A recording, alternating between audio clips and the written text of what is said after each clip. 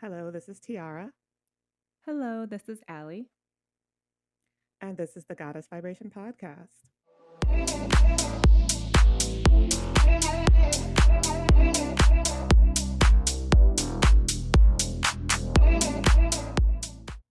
Welcome back to another episode.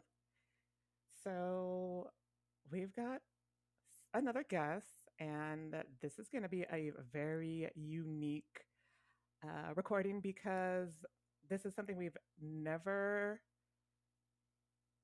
well, let me clarify. This is something that not only we've never heard of, but it's also something that I didn't even know was possible. And I'm really excited to dive into this topic because it offers another modality to healing and to expanding, especially if you're the type of person who likes to explore some of the more unique healing modalities and more unique healing methods. So we are really, really excited to welcome Meike Bettscheider onto the show today. She is a coach, but she also uses something really unique called epigenetic coaching and face reading to empower leaders and transform challenges into opportunities. And I think this is so incredible because it's really, really awesome to meet people who have used very unique methodologies to healing to help other people. So we're really excited to chat with Meike today. And I just want to also add in here that she is it second degree Taekwondo? First of all, thank you so much for having me. Yeah, it's the second black belt in Taekwondo. I think that is so awesome, and you're a badass. Thanks a lot.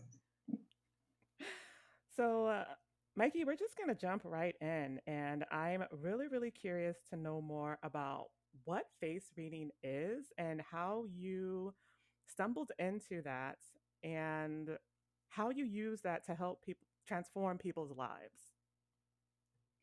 Yeah, sure. So, face reading, or the official term is psycho-Physiognomy, is a really incredible way to understand someone's character, strengths, and even potential by observing the features of someone's face. And it's not about gestures or mimics or face expressions that come and go. It's really about the permanent structural elements of the face. And these features we all have and which are unique hold fascinating insights into who we are at a deeper level. And it's really to get to know yourself better first, but also to be able to communicate better with other people, with your partner or friends or in the business world. And it's never judgmental. It's always focused on the qualities. And actually, it's thousands of years old science all over the world. And I came across through a friend who introduced me to someone who's doing that, practicing and teaching that over 40 years. And first of all, to be honest, I thought, what's that? Sounds a little, I don't know. Um, but it's so fascinating, and I got caught immediately, and I love to use that to help people.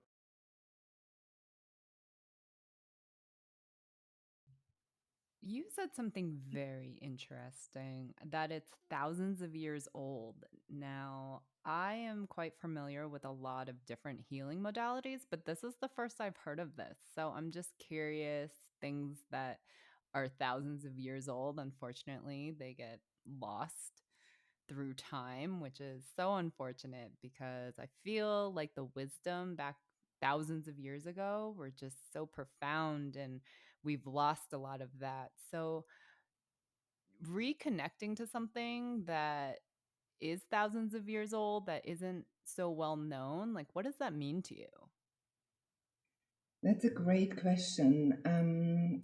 Yeah, so it means a lot to me because so many healing methods or coaching methods, helping other people's and ourselves, were already there. And I don't know why so much wisdom was already there. And people just, replaced it maybe through something else.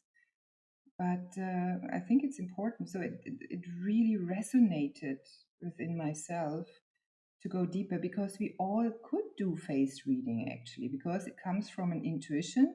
And then, of course, you need to know like the face, like the map, how you learn geography and what it means. And again, learn to, I call it central, looking at others, without stereotypes, focusing on the qualities, looking somebody really in the face, which a lot of people barely do. So it got lost, and I love to dig into things which were forgotten. I don't know, it's just something I like. I love it too, which is why like I do a lot of soul integration work, because it's just wisdom that's been lost because we've had so many reincarnations. And so I love digging into the past. It's not always pleasant, but it's who we are, and it's just reconnecting ourselves to what's been lost. And so I have so much respect for what you do. And you also said something interesting about how anyone can do it. And so my question is, as long as you're familiar with the map and you can place the features on the face, I'm assuming with the map, is that how most people learn? So I'm assuming certain features on your face in coordinates with the map tells you personality traits. And can it go deeper than personality traits? Like, can it go into health? Absolutely. So it's a process to learn it and to not get lost into your own kind of triggers or your own past, how you see things. And it's always a combination. So it needs a lot of practice, because you can't really look only at the nose, which stands for a character and a lot of personality traits, and interpret something into it. So you always have to then look at other features in the face, if that makes sense, if that's really the quality of the person.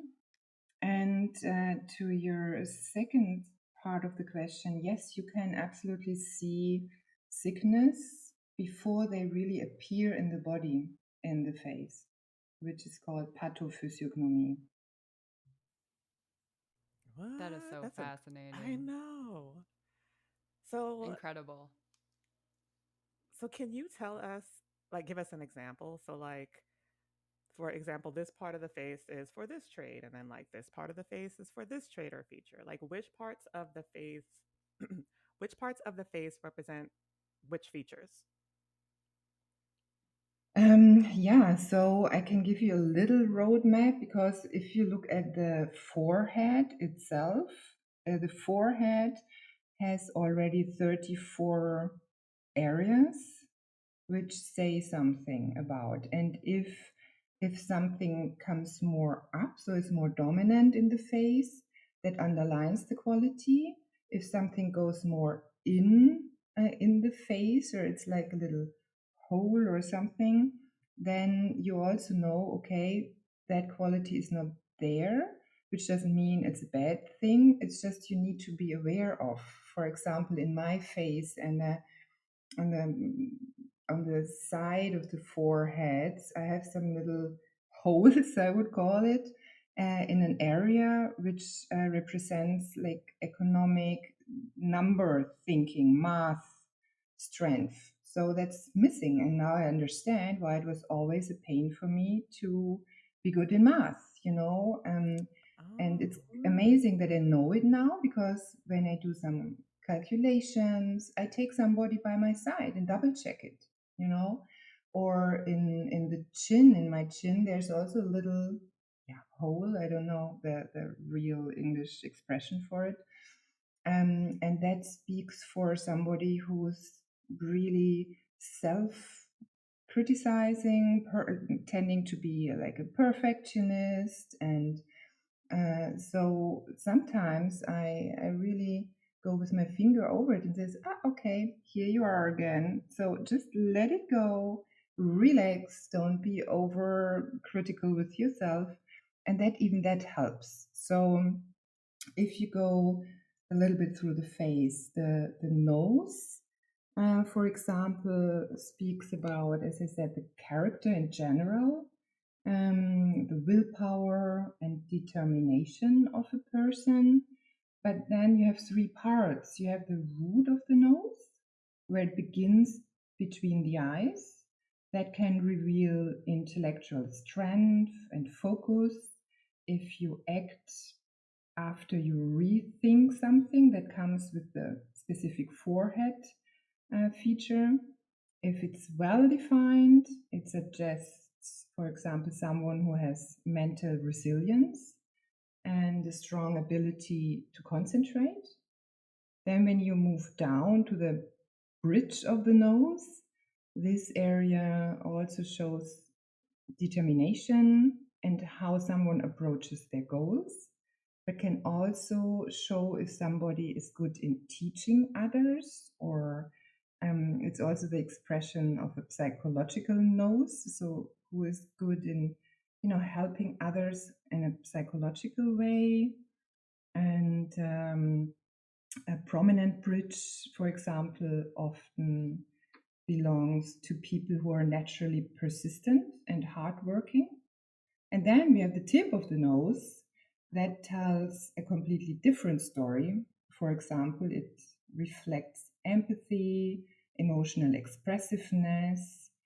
A fleshy tip can be a sign of someone who's warm, caring, highly attuned to others. And even the nostrils have something to say. So wide nostrils point to a stronger physical constitution and vitality. So that's just the nose in a nutshell. And when we come to the mouth, we see how somebody expresses their emotion. The upper lip speaks to or represents the wishes we have, and sometimes they get smaller when we get older because life kind of put us through some struggles where the desires and wishes got a little bit less. And the lower lips is expressing how you go through your desires, how you approach these. And if you have a rich emotional life, so if you're more like into food, touch, or movement. And then we have the corners of the mouth. You can see if someone went through life and maybe some painful experiences in the emotional field or in the activity field, so at work. And that also helps when it comes to coaching. I can see if life happens, like life happens to all of us, right? And maybe some people can't express what was going on, what is going on with them. And I can ask some questions to go maybe faster to somebody's blind spots and points and even pain points to help them, you know. Then you have the eyes, often referred to as the windows to the soul, and they give away so much. The size of the eyes matters.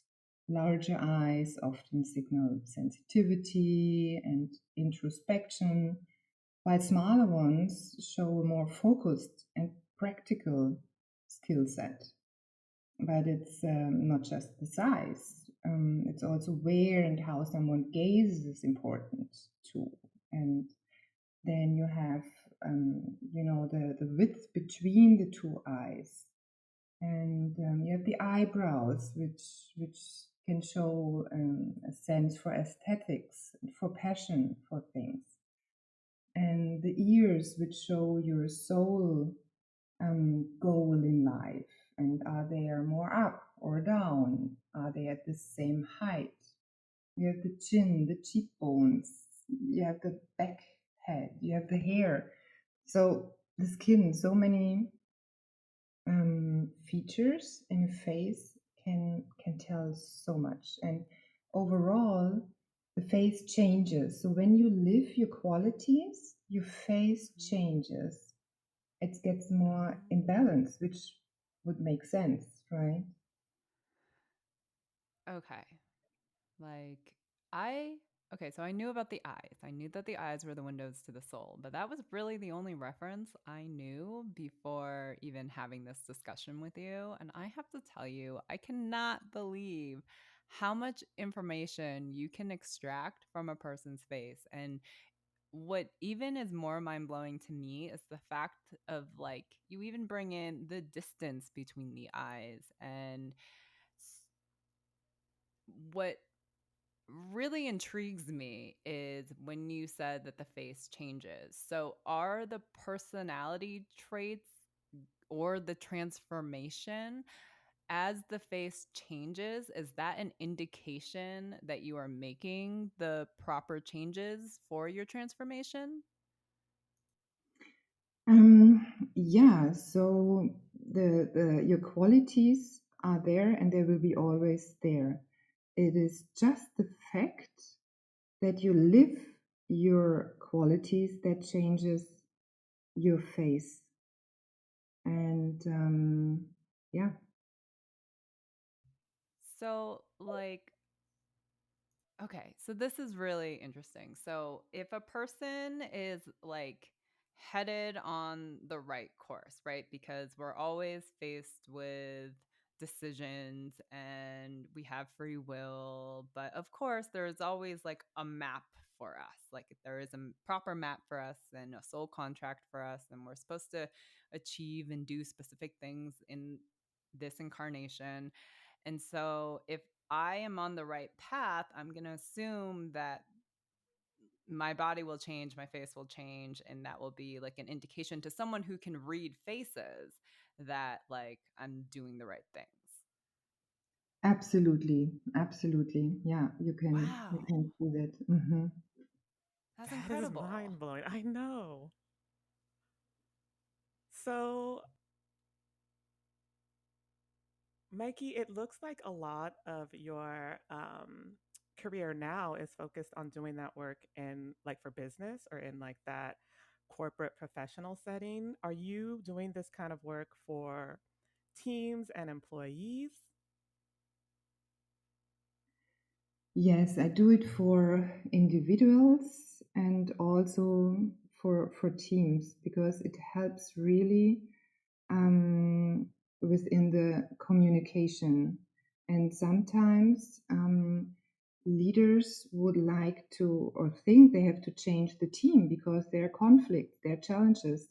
But it's more sometimes the position within the team to check in, are these people really at the same at the right tasks for themselves to thrive? Are they according to their qualities? Um, so that is helping with the group dynamic, and also, of course, for leaders to understand themselves to be more authentic. Because everywhere you can read, be yourself, be authentic, then you can make better decisions. You're a better leader. But do we really know who we are? So their face reading helps a lot, but also in other fields for couples especially, or it just creates awareness, or I help with some difficult negotiations beforehand. You know, when I see a picture of somebody, of course it's not the deepest analysis, but I can see some features, of course, dominant features, and it's about a better communication, that it's a win-win for everyone and that they don't lose themselves within communication. That makes a lot of sense because, I worked in the professional setting for a while. I actually worked in government. and they had gone out of their way to pay for coaching that was geared towards communication and being authentic when it comes to your needs in order to reduce interpersonal conflict. So that you can even do that with face reading is incredible. Yeah, it's very helpful, even though a lot of people are still hesitant about it. But when I do a session, then they are always like very surprised about, yeah, how on spot it is. I feel like everyone has a little skepticism, especially when it comes to different healing modalities, because it's new to them and people are used to what they're used to. It takes a very specific person, at least someone who is open minded or has a curious mind, to really embrace it. But I love when, someone's skeptical and then, you'll do your reading and then they like come out surprised, because Tiara and I often talk on this podcast about alternative medicine and all like different healing modalities, because there are things that we can learn about ourselves outside of the traditional conventional side of medicine that, we grew up in the system and were taught. So I love the work that you're doing. And I love the fact that you work with companies. I think more companies should invest in this, because I know plenty of people who are quality workers, but they were never in the right role. And I know for me, that was the case for me within certain companies. And I was a fantastic employee, but I just didn't get the recognition, or it's just, or people just get, especially in the United States, people get very competitive and petty, especially if it's a larger, even smaller companies. It's just, everyone wants to get ahead and people are looking out for themselves. And I understand the competitiveness within the workplace, but in terms of quality of life, especially in the workplace, I love what you're doing. And I wish more companies would invest in something like this. Thank you. Yeah, I see it exactly as you do. It's really helpful. Okay, so when it comes to shadow work, so Ali and I talk a lot about shadow work because it's a really important part of the healing journey. It's a really important part of the ascension process, is looking at those aspects of yourself that perhaps you're not aware of, that contain self-destructive patterns, or the ways in which you might negatively impact others in your interpersonal relationships or connections. For someone who wants to do that type of work, how would you go about that process or go about supporting them using face reading specifically? I love that you're also into shadow work, because I think it's very very important, and that I think face reading contributes to that, because it is pointing out only in a positive language the qualities, the strength somebody has. And often we have wrong beliefs, negative beliefs in our mind, and we would not maybe think at first about our qualities. And so that helps to see like the big picture about oneself and strengths we or the clients haven't seen till then. And also they can reveal as resources in challenging moments. And even if you do the shadow work and see your whole picture, you can then also look at your resources you have. For example, someone who's very good in music or playing an instrument, and they've forgotten about it, and I can see their musicality and their rhythmic sense in their ear. They get remembered to that resource, which also helps them go through some of these important work of transformation.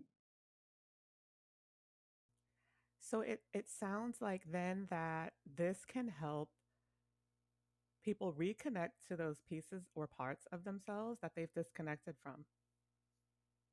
Absolutely. And Oh, I love especially when that. you went through trauma or things like that, you tend to want to, not look at, or you got forgotten as self-defense mechanism. That's really interesting that you say that because Tiara and I just published an episode about us talking about repressing emotions. And when we repress emotions, a lot of the shadow work that we have to do is like we have to dig deep into those repressed, forgotten, avoidance emotions that are just kind of locked in a box. We throw away the key, and part of the journey is unfortunately unlocking that box and kind of working through some of the shadow piece. And I am unfamiliar with what you do, so I didn't realize that this could also be used for pieces like shadow work, and then Yeah. discovering, like uncovering like your forgotten skill sets. Like I had no idea that you could look at the ears and realize, like, you are a musical person. And ah, everyone needs this, you guys. Well, and I particularly love too that because she had mentioned that she does it in a positive way. And we know that a lot of people shy away from shadow work. Like it's scary and it's intimidating. So I love that you can take that and still make it like a positive experience without necessarily, you know, too heavily triggering or scaring people away. And I think that's huge. It is huge, and it's a skill that many coaches actually don't have. Like, I take the approach of just being very honest about it, and I'm sorry if that scares you, but I do believe in honesty and authenticity. Like, everyone has Yeah. their own approach, but the positivity piece is something that needs to be there, but it also needs to be balanced because you don't want to overpromise and then someone be like, "Well, you said that this would be easy." And then, like, you just have to find that balance with it.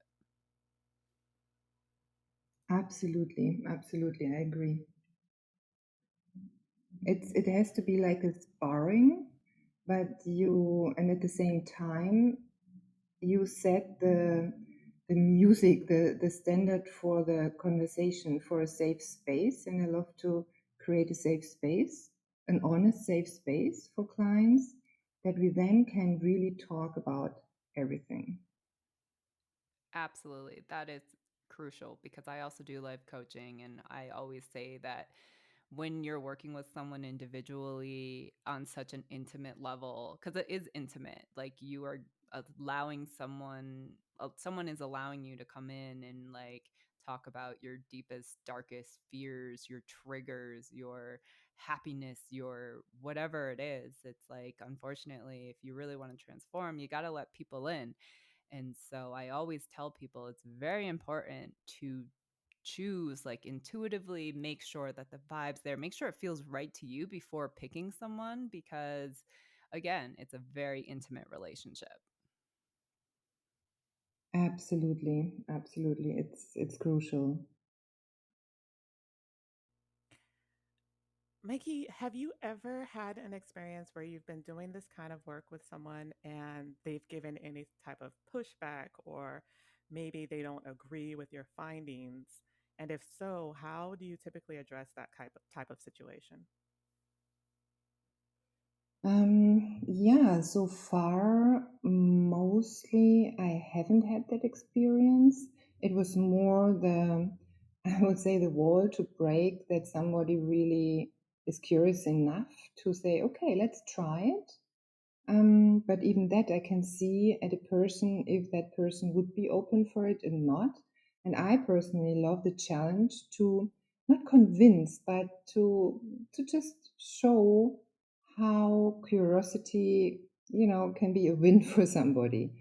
So I had more the experience that people were hesitant and maybe kind of provoked me and said, "Yeah, sure, tell me three things about myself you can't know." And then I tell them things, and then wow, they look at me and they even can see if somebody lies.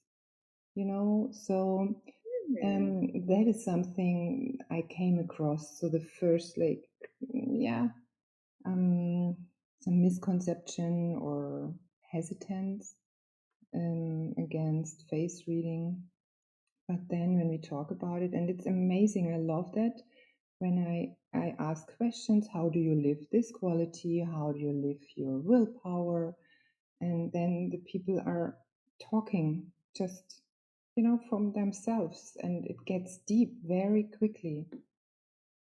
So it sounds like there's a component of curiosity because you mentioned curiosity that it's almost in a way stoking the other person's curiosity, especially when you nail the traits that they have. Yes, exactly. And this is also something, a silver line through my coaching, because I think you can go easier, a little bit easier through transformation when you just stay curious, you know? Oh, that's interesting that that happened. Oh, that's interesting. You know, that's at least how I live it when I just here move to a total foreign country for myself. It's an unknown language. And I always have that in my mind. Stay curious. And that helps to any change. It really does. And I know even for my journey, like a big component of some of the digging I've done is out of sheer curiosity. Like, I just want to know what's down there and I want to know why it's down there. And I want to know how it's affecting me and how I can transform it. And all of that is very interesting and intriguing to me. So I'm wondering if for some of the people that sort of have that fear around the shadow work and the deeper aspects of or layers to themselves and looking at that, if it's just a perspective shift that's needed, like don't look at it as a challenge, look at it as something that's interesting and intriguing and, look at it from the lens of curiosity. That's a great point you're making. Absolutely.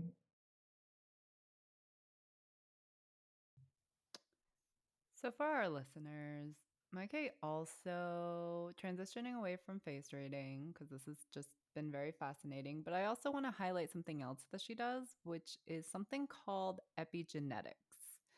And I'm not so familiar with epigenetics. I was wondering if you could explain to us what that is and how you use it to help transform people. Of course, yeah. So it's also a science. And it's, first of all, it's really all about the fact that we are not victims of our genes, we are masters of our genes. Because, of course, we are all born with a specific, very individual DNA, but epigenetics showed us, or shows us actually, that we can activate the good genes, the healthy genes, and silence the not so healthy, the toxic, the genes which make us sick, because it all helps the body to heal itself because the body knows that, you know. And maybe to make it more simple, if you imagine your DNA as a movie script with each scene representing a different gene that contributes to the overall story. And epigenetics is like the director and the editing process, deciding which scenes to emphasize, which to cut, and how to rearrange the story. And while the script itself remains unchanged, the director's choices and the editing can create a completely different movie experience, meaning that the same script can result in a drama or a comedy or an action thriller, depending on the epigenetic direction given to the scenes. That makes it maybe a little bit more understandable. And we have a lot of factors to stimulate the gene expression, like diet, nutrition, physical activity, the psychological state, beliefs, stress level, sleep, and environment. all these factors influence our gene activities and the one of our children. I love the movie analogy because that definitely helped explain what you Yeah, that helps do. so much. So, okay. The, so, a couple months ago, we had a guest on here who works with like DNA activation codes. So, is epigenetics similar? I honestly don't know really about what she or he is doing, so I can't compare. Can only Okay. say what's epigenetics, and how you can activate the good ones and to get the body into self healing without the pills, the conventional Right. medical, which I have nothing against it. I love like an antibiotics for my daughters when they got really, really sick, and it made sense. But I'm more a fan because the body can do so much. Absolutely. And that's actually something Tiara and I did talk about in our repressed emotion episode, where we were talking a little bit of the differences between alternative medicine and conventional medicine. And although we both believe conventional medicine definitely has its place in this world, Tiara's and I preferences will always be seek alternative medicine and modalities before.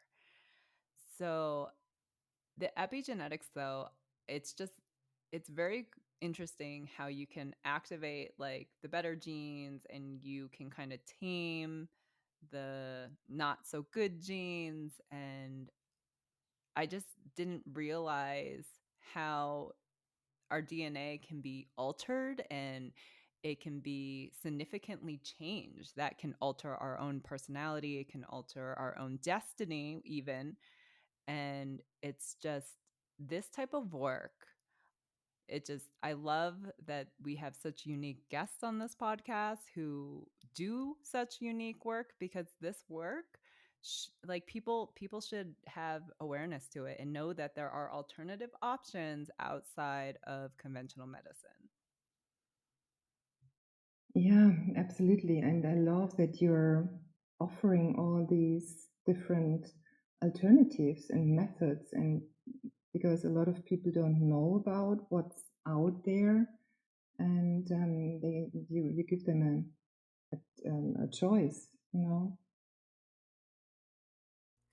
So, Mikey, you said something really interesting when you were talking about epigenetics and influencing which genes get activated, which ones can be sent into dormancy. Is it true that your own thinking patterns and beliefs and altering or changing those can activate or deactivate specific genes? Absolutely. So that's a big, big part. It is really a big, big part of the epigenetic coaching. So our mind leads us, to the action and also to healing, of our body. So that's really like the quantum physics, not even theory, science, proves that even. I'm sorry, that just blows my mind. I think that's so incredible, and I don't think many people know that or recognize that. I mean, we don't obviously know that much about quantum physics. I know that there's a lot of truth to some of that, but it's just incredible that little things like just the way you think and the way that you act and the way that you live your life can influence which genes get turned on or turned off. And that's just, it blows my mind.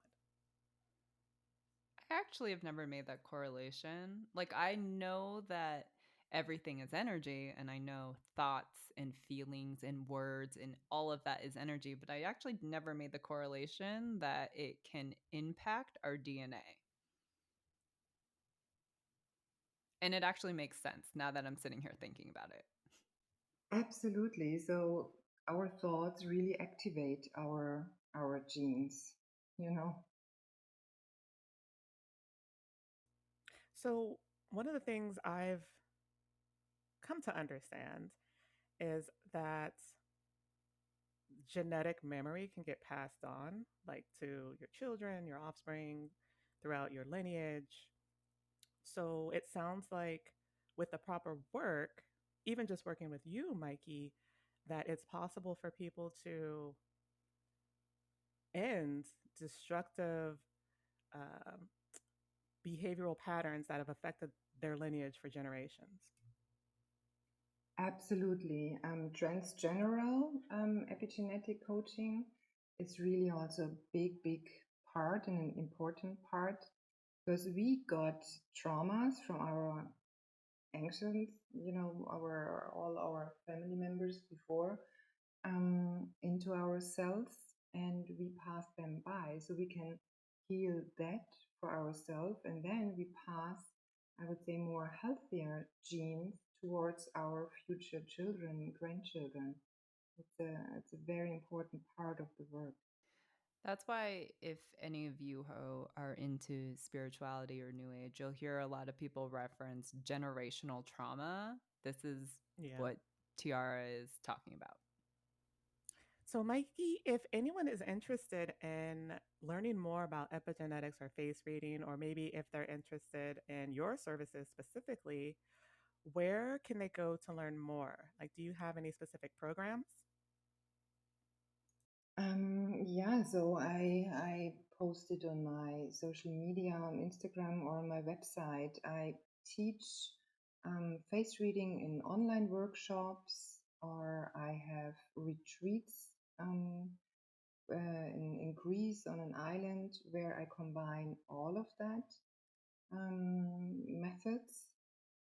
So yeah, there's always something going on, or a one-on-one session for each of the field, or an overall holistic coaching where I implement all of these methods. Do you offer the coaching guidance as well? So, say, for example, if you identify that someone is disconnected from specific aspects of themselves, do you offer guidance and how they can like reconnect to those aspects? Absolutely, yeah. That's then a very intense coaching, and I offer it as 24/7 for several period of time because I, from my own experience, um, find it so much more helpful because if you have a weekly 1 hour coaching session, that helps. But from my experience, not really. When you want to change old patterns, when you want to change the behavior, then a situation on Friday night pops up or Sunday morning, and then I will be there to give some impulses, a quick talk or a quick check in or like a WhatsApp. So that will be like an intense 24/7 so that they really overcome yeah, these wrong beliefs or to go through the transformation quicker and easier.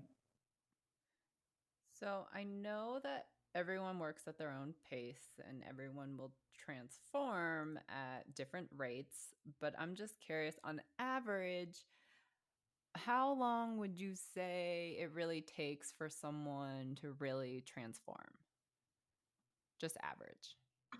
Yeah, it depends, of course, of the person, and it depends on the situation or what's the change. Is it a career transformation or is it like a real trauma from 20 years ago? We look at it, but on average, I would say 3 months.